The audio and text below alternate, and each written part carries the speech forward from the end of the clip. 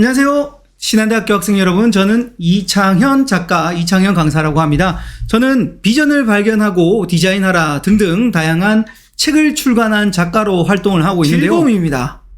여러분 혹시 좀 재밌는 일 있으세요? 좀 즐거운 거 있으세요?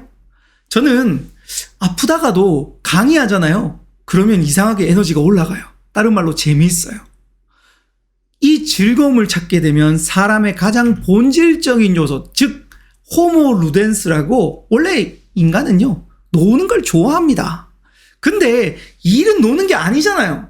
근데요 우리가 즐거워하는 것을 갖다가 일로 삼으면 베스트입니다. 물론 쉽지만은 않습니다.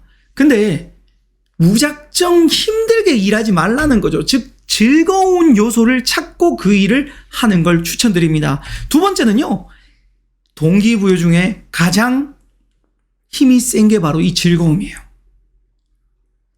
예를 한번 들어볼게요. 여러분 학창 시절에 그 학교에 갔을 때 아침에 눈 뜨는 것도 에너지잖아요. 평소에 학교에 갈 때 재밌는 일이 있는 날과 그냥 평범한 날이 있죠. 평범한 날은 아침에 눈이 안 떠져요. 아유, 뭐 나였으면 좋겠다. 학교 안 갔으면 좋겠다. 그렇게 일어나잖아요. 근데 여러분 수학여행 가는 날은 어때요? 아침에 눈이 번쩍하고 떠지면서 빨리 가서 비가 오는지 안 오는지 창문을 열어보잖아요.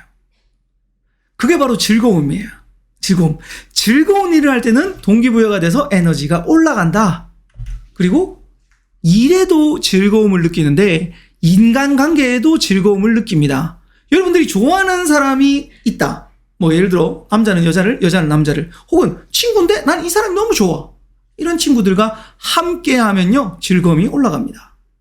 근데 요즘 코로나라서 조금 안타깝죠. 왜냐하면 이 인간관계가 예전보다 많이 줄었어요. 일부러라도 좀 안 만나려고 노력하잖아요. 사회적 거리두기 때문에. 그래서 인간관계에서도 즐거움을 찾으면 좋습니다. 즉 내가 좋아하고 내가 따르는 사람을 찾게 되면 즐거움은 올라간다. 자, 그래서 여러분들이 만약에 동기부여를 할 때 가장 좋은 건 뭐다? 즐거운 요소를 찾아라. 이게 첫 번째였습니다. 두 번째는 뭐냐 하면 의미입니다. 여러분 혹시 공부하는데 의미가 좀 있으세요? 저는 이 일을 하면서 어떤 의미가 있냐면 나만 좋은 게 아니라 다른 사람도 좋대요. 그러고 나니까 이걸 다른 말로 보람이라고 하기도 합니다. 즉 이 일의 의미를 느끼기 시작한 순간부터, 예전에는 사실 중학교 2학년들한테 강의 가면요 강의한 지 5분 지나면 어떻게 되는지 아십니까? 갑자기 한 명이 뒤로 훌러덩 누워요. 10분 지나면 어떻게 되는지 아십니까? 도미노 현상이 일어납니다. 도미노처럼 애들이 다 누웠습니다. 근데 거기서 저는 정말 이 일에 내가 무슨 의미가 있을까? 그냥 돈 벌려고 하는 게 아닐까라고 했는데, 신기한 건 뭐냐면 그 중에 한 명이라도 바뀐다는 걸 저는 깨달았습니다. 그래서 재미도 있는데 의미도 있는 일이구나. 힘들어도 하자. 그래서 저는 중학교 2학년들을 지금도 강의하고 있습니다. 의미가 충분히 있거든요. 그리고 나이가 들면 들수록 제 강의가, 즉 우리가 머리가 굳는다 그러잖아요. 자신의 의견이 생겨서 강의가 오히려 약해져요. 어리면 어릴수록 제 강의가 더 강력해집니다.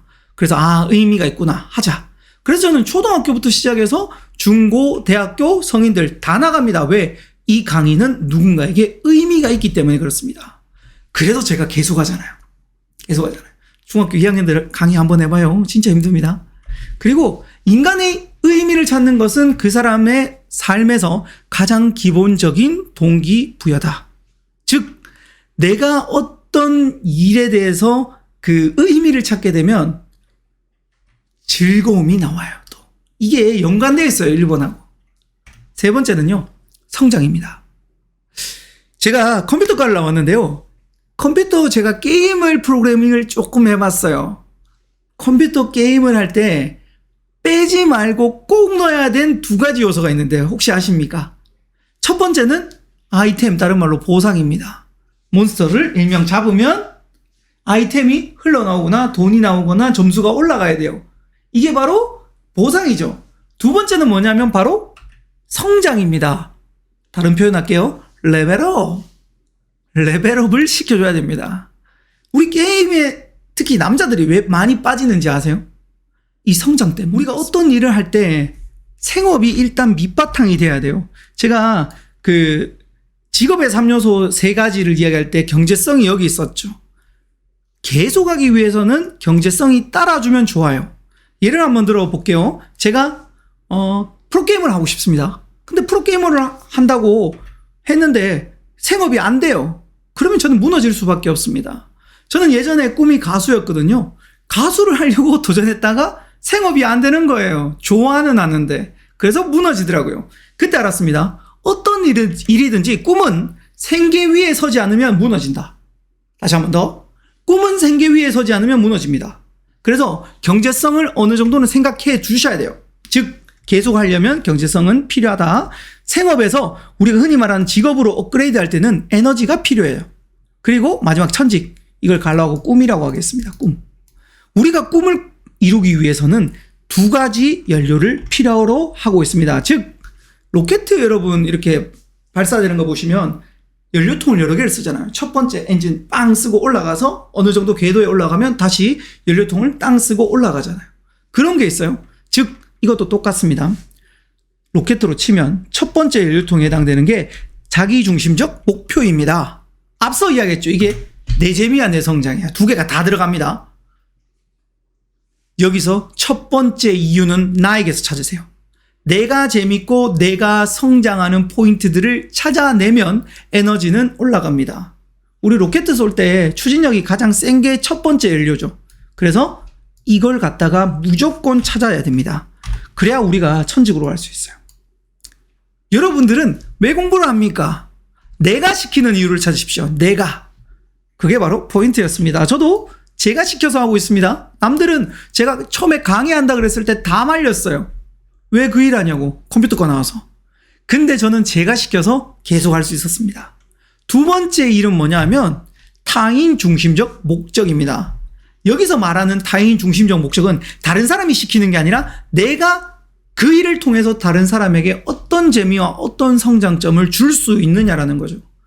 이걸 또 다른 말로 의미입니다. 가치입니다. 즉 제가 현재 하고 있는 일은 가치가 있습니다. 한 명을 조금이나마 바꿀 수 있다는 가치가 있습니다. 그리고 심지어는 반응이 좋잖아요. 제가 많은 곳에 가서 강의를 하면 반응이 좋잖아요. 그러면 에너지가 더 많이 올라가요. 근데 갔는데 반응이 없잖아요. 그러면 에너지가 오히려 제가 직업으로서까지밖에 못 올려요. 제가 할 수 있는 영역은 여기까지밖에 안 되니까. 그래서 반응이 좋은 곳에 가면 저는 진짜 천직을 만났듯이 재밌게 하고 있습니다. 그러면 여러분들이 2개 한번 찾아보시고 대표적인 사례 한 번만 볼게요. 제가 아까 앞서 그 싸이의 싸이의 멜빵바지가 아니라 나팔바지를 패러디한 멜빵바지를 찍었잖아요. 제가 그만큼 싸이를 좋아했어요. 싸이를 좋아했는데 이 싸이도 알고 봤더니 이 2가지가 있었습니다. 이건 싸이한테 제가 직접 들은 얘기입니다. 직접. 그 사진 보면 여기 있습니다. 저 여기 있어요. 여기. 동그라미 쳐보면 이렇고요. 확대해보면 이렇습니다. 여기 있죠, 여기. 제가요, 싸이의 이 콘서트에 갔다가 싸이한테 들은 이야기인데, 싸이가 자기는 자기 콘서트가 제일 재밌대요. 왜? 자기 마음대로 해도 되니까. 방송에 나가면 하지 말라는 게 그렇게 많답니다. 그래서 자기는 콘서트가 너무너무 재밌어서 다른 사람들은 2시간에서 3시간 할 때 이 사람은 싸이는 5시간에서 6시간 합니다. 이유는 단 하나예요. 자기가 재밌어서. 그래서 에너지가 올라간대요. 싸이 보면 가만히 노래 안 부르잖아요. 막 계속 뛰잖아요. 그렇게 자기가 좋아서 하는 첫 번째 자기 중심적 목표가 있었습니다. 싸이의 이 2번째 타인 중심적 목적은 뭐냐면 콘서트 하다가 싸이가 다 같이 뛰어! 이렇게 합니다. 그러면 사람들이 평소에는 정말 힘들고 지치고 뭐 이렇게 얼굴이 다 굳어 있는데 싸이가 뛰어 그러면 몇천 명이 다 이 손가락만 올리고 그리고 행복한 표정으로 다 바뀌는데요. 그때 특징은 뭐냐면 입이 다 벌어진대요. 이렇게 뛴대요. 그리고 몇천 명이 이렇게 뛴답니다. 이런 식으로 뛰면 그 순간 싸이가 위에서 아래로 내려다보면서 정말 재밌다. 나 콘서트 하길 중학생들 강의하면 힘들어요. 근데 요거에 가면 반응이 진짜 좋아요. 얼마나 좋으면 제가 여기 누워 있잖아요. 접니다. 저는 반응이 좋은 곳에 갔을 때 그때 깨달았어요. 아, 나 이거 해야겠구나. 그리고 나도 너무 즐거워요. 그리고 남중 350명을 이렇게 만들어 놓을 수 있습니다. 저 여기 있죠. 여러분, 이런 순간이 제가 강의하는 가장 큰 보람되는 그런 순간입니다. 뿐만 아니라 어른들도 이렇게 만들어 놓을 수 있습니다. 전국을 다니면서 계속 이러고 다닙니다. 제가 하는 일에 대한 그 즐거움, 그리고 의미, 성장, 세 가지가 다 있죠. 다 있죠. 가장 기억에 남는 학생들이 얘들입니다. 여기 우측 자체 가단인데요. 이 학생들을 보시면 갔는데요. 남고였습니다. 협성고등학교 학생들이었고 강의하러 왔는데 얘들 반응 어떤 줄 알아요? 뭐만 하면 박수치고 함성 지르고 이럽니다. 여기 강의 1시간 하러 갔다가 뭐 마지막에 질문 받았더니 노래해달래요. 그래서 노래 한 곡 했더니 앵콜이 또 나왔어요. 그 또 노래 불렀어요. 또 앵콜 나오고 또 노래하고 1시간 강의하러 갔다가 노래 40분 더 부르고 왔습니다. 너무너무 행복했어요. 정말 가치 있고 보람되더라고요. 근데 이렇게뿐만 아니라 학생들이 강의가 끝나고 나면 후기가 옵니다. 선생님, 저 남중이었습니다. 16년 살면서 성교육보다 더 재밌었던 것 같아요. 야, 남중에 성교육보다 재밌는 거 잘 없어요. 근데 이런 후기를 받아봐요, 여러분. 제가 한 강의에 의미가 생기잖아요.